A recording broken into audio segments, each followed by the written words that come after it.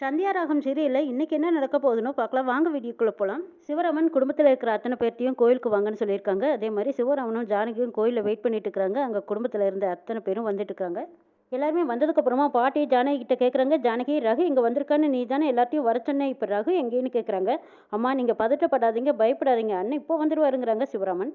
ரகுராம் வராங்க, அவங்களுக்கு பின்னாடியே மாயாவும் வராங்க. சாரு இந்த பக்கமாக நின்றுக்கிட்டு பெரியப்பா மட்டும் வருவாங்கன்னு பார்த்தா இவங்களுக்கு பின்னாடியே மாயாவும் வராளே, இவங்க இருந்து போகவே மாட்டாளா, அச்சே அப்படின்னு நினைக்கிறாங்க சாரு. ரகு நீ காணாத போனதும் நாங்கள் எல்லாரும் கொஞ்ச நேரத்தில் எப்படி தவிச்சு போயிட்டேன் தெரியுமா, அந்த வீட்டில் நான் ஒரு முடிவு எடுத்ததுனால தானே நீ இப்படி பண்ணிட்டு, அதுக்காக நீ என்னை மன்னிச்சிடுப்பான்னு கையெடுத்து கும்பிட்டு மன்னிப்பு கேட்குறாங்க பாட்டி. ஐயோ அம்மா எதுக்கு இப்படி பெரிய பெரிய வார்த்தையெல்லாம் சொல்கிறீங்க, நம்ம குடும்பத்துக்கு எதுவும் ஆயிடக்கூடாதுன்னு தான் நான் அப்படி நினச்சிட்டேன்னு சொல்கிறாங்க பாட்டி. நீங்கள் முடிவு எடுத்ததுனாலையெல்லாம் நான் இப்படி பண்ணல, மாயாவை நீங்கள் வீட்டு விட்டு வெளியே போக சொன்னிட்டீங்களா, அதுதான் என்னால் ஏற்றுக்கவே முடியலைங்கிறாங்க ரகுராம்.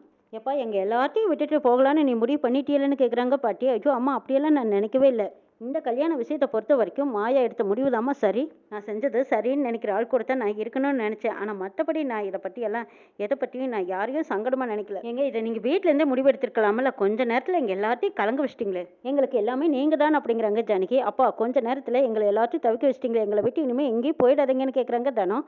உங்களையெல்லாம் விட்டுட்டு நான் எங்கடா போகிறேங்கிறாங்க ரகுராம். அண்ணே நீங்கள் எடுத்த முடிவு தப்புன்னு நாங்கள் நினச்சிட்டோம், இனிமேல் நீங்கள் என்ன முடிவு எடுத்தாலும் சரி அது எங்களுக்கு சம்மதங்கிறாங்க பத்மா.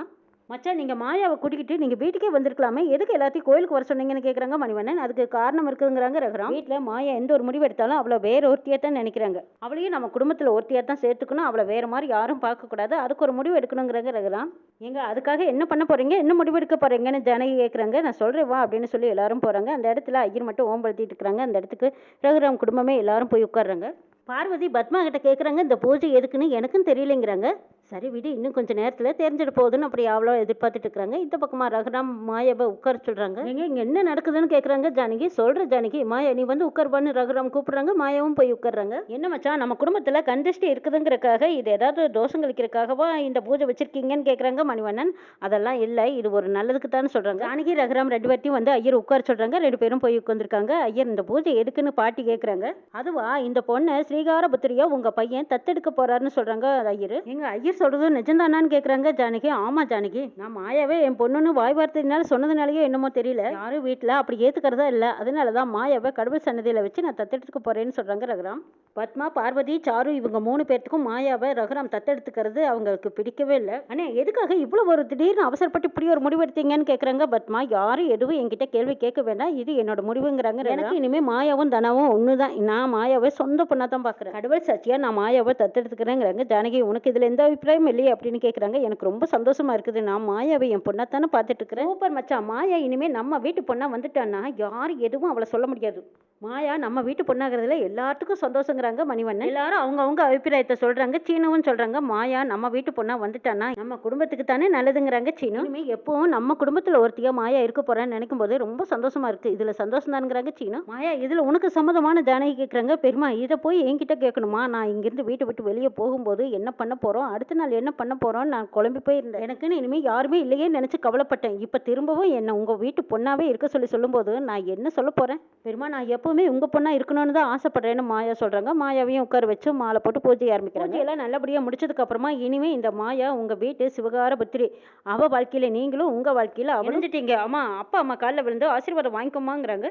ரகுராம் ஜானகி ரெண்டு பேருமே மாயாவை தத்தெடுத்துக்கிட்டாங்க. மனமுருகி அழுகிறாங்க ஜானகி. உங்க அம்மா தான் சீக்கிரமா என்கிட்ட இருந்து பிரிஞ்சு போயிட்டா, நீயும் எங்க இப்படியே போயிடுவேன்னு நான் நினைச்சேன், நீ எப்பவுமே இனிமே எங்க கூடவே இருக்க போற, எனக்கு அதை நினைக்கும் போது ரொம்ப சந்தோஷமா இருக்குங்கிறாங்க ஜானகி. இனிமே நம்ம குடும்பத்துல எந்த ஒரு முடிவு எடுக்கிற உரிமையும் உனக்கு இருக்குங்கிறாங்க. தனாவும் ஓடி வந்து மாயா இனிமே நீ என் கூட பிறந்த சிஸ்டர்னு சந்தோஷப்படுறாங்க. சிவாவை கூப்பிட்டு பஞ்சாயத்துலயும் கூப்பிட்டு இது எல்லாத்துக்கும் அறிவிக்கணுங்கிறாங்க. சரிங்கிறாங்க சிவா.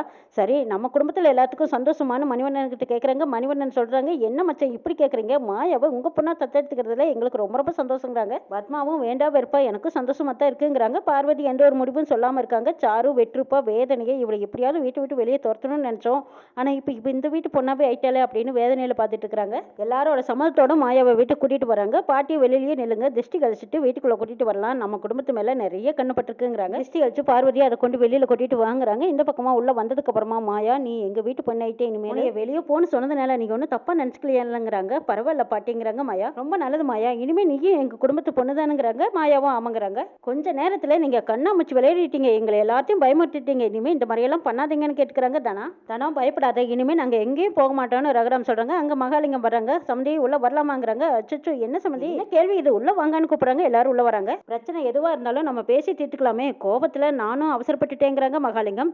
பரவாயில்ல, நானும் எல்லாத்தையும் வெளியே போன சொன்னது என் தப்பு தானுங்கிறாங்க பாட்டி. யாரும் எதுவும் மனசுல வச்சுக்காதீங்கன்னு பாட்டி கேட்குறாங்க. சரி, போன நாயத்தை ஏன் பேசணும், இப்போ என்ன நடக்க போகுதோ அதை மட்டும் பேசலான்னு கேட்குறாங்க ஜானகி. அது இவங்க 2 பேர்த்தோட முடிவில் தான் இருக்கு. நீங்க 2 பேரும் என்ன முடிவெடுத்திருக்கீங்கன்னு ரகுராம் கேட்குறாங்க. சீர் சிறப்பு பற்றி நீங்கள் என்ன முடிவெடுத்திருக்கீங்கன்னு புவனேஸ்வரியோட அண்ணா கேட்குறாங்க. என்னோட முடிவில் எந்த மாற்றம் இல்லை, அன்னைக்கு சொன்னதே தான் நான் இன்னைக்கும் சொல்கிறேன். நீங்களா ஏற்றுக்கிற மாதிரி இருந்தால் மறுபடியும் மேற்கொண்டு ஆக வேண்டிய விஷயத்த பேசலான்னு சொல்லிடுறாங்க ரகுராம். பையன் எடுத்த முடிவு சரியாக தான் இருக்கும்னு நான் நம்புறேன். அவன் என்ன முடிவு சொல்கிறானோ அதுதான் என்னோட முடிவுன்னு பாட்டி சொல்லிடுறாங்க. இப்படி இக்கட்டான சூழ்நிலையில் கொண்டு வந்த நிறுத்தினா நாங்கள் என்ன செய்ய முடியும்னு சொல்கிறாங்க கார்த்தியோடப்பா. எங்கள் குடும்பத்தோட கௌரவத்தையும் நாங்களும் பார்க்கணுமல்லன்னு கேட்டுக்கிறாங்க.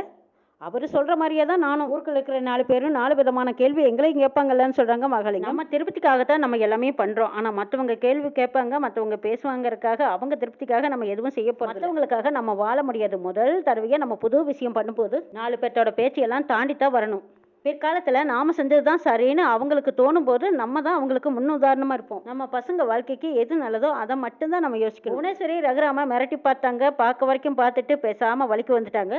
மிஞ்ச முடியாது, கெஞ்சவும் முடியாது, பார்த்து பேசுவோம் அப்படின்னு நினச்சிக்கிட்டு பேசுகிறாங்க புவனேஸ்வரி. சரி ரகுராம், உங்களுக்கு என்ன கொடுக்கணும்னு தோணுதோ அதை சந்தோஷமாக கொடுங்கன்னு சொல்லி கேட்குறாங்க புவனேஸ்வரி. ஆனால் படித்ததுக்கான சர்டிஃபிகேட்டு, விளையாடுறதுக்கான மெடல், கோப்பை, இது எல்லாமே சீதனமாக கொண்டு வந்து ரகுராம் ஜானகி எல்லாரும் புவனேஸ்வரிக்கு கொடுக்குறாங்க.